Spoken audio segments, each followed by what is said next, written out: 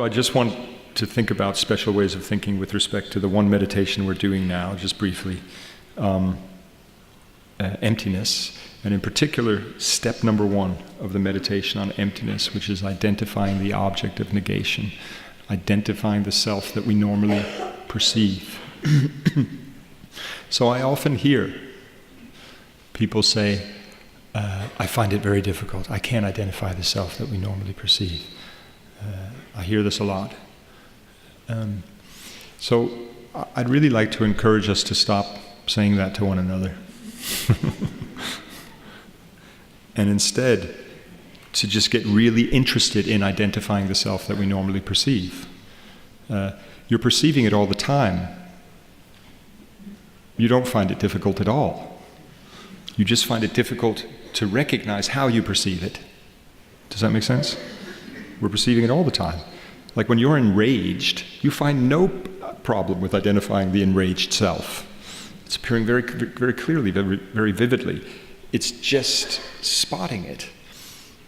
But that just means we need to be determined to do so. And you need to have the awareness to do so, not just when it's time to meditate on emptiness formally, but like all the time, because the self is with you all the time. You literally have countless opportunities to identify the self that you normally perceive every day. But you have to want it. You have to want to see it. So that part of your mind needs to be on the lookout. You know, we need to be mindful of that intention, and then we need mental factor alertness saying, aha, a very vivid self has just appeared. And then look, there you are, great. Oh, I'm irritated, great.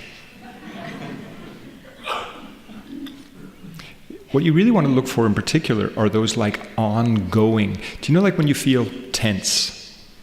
When you're feeling under pressure, say at work. Have you ever had that experience? When you're feeling under pressure, I don't know why I looked at you guys.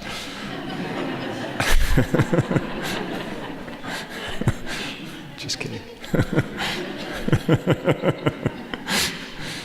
When you're feeling under pressure at work,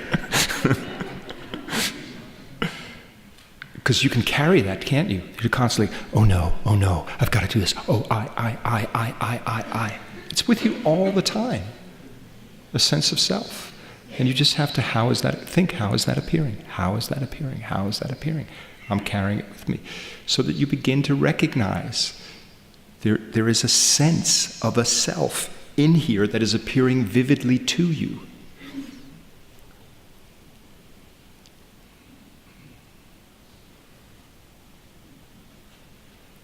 Yeah.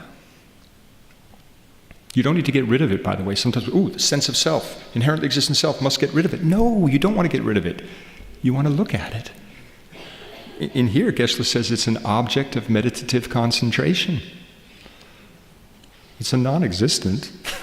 Well, the image of it isn't non-existent. The object is non-existent. So we're focusing on the image of the self that we normally perceive. It's an object of meditative concentration because you want to isolate it and see it clearly and recognize it.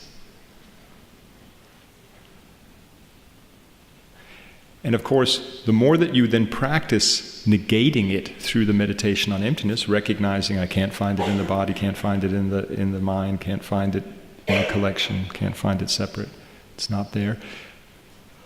And losing it, ironically, it'll become easier and easier to find. The more you understand that it doesn't exist, the more when it does appear, it'll become easier and easier to see. And if you just set about doing it, wanting to do it, it'll become clearer and clearer and clearer until finally you can't get rid of the darn thing. Everywhere you go, there it is. Fantastic. That's what you want, isn't it? You're walking along and you just realize, I have this, it's totally bizarre, actually, what we do. I have this image of a self floating in my mind everywhere I go. Like someone who is hallucinating, which is exactly what we're doing. I'm hallucinating a self everywhere I go. And then, of course, from time to time, we meditate on its emptiness. And it'll still appear, but it'll lose its hold on you because you're not believing it anymore.